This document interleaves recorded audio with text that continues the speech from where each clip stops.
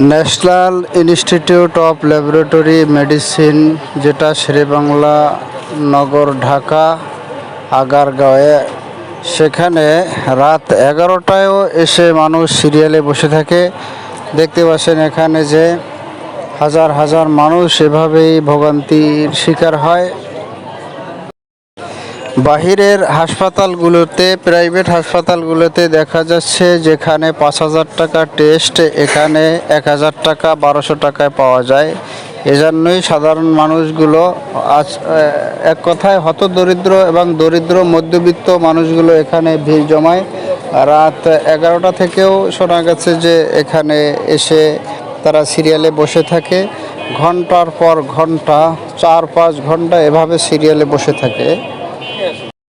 হাসপাতালের গেট থেকে শুরু করে একেবারে মেইন রাস্তা পর্যন্ত দেখা যাচ্ছে রোগীদের ভিড়। সরকারি হাসপাতালগুলোতে ভোগান্তির শেষ নেই।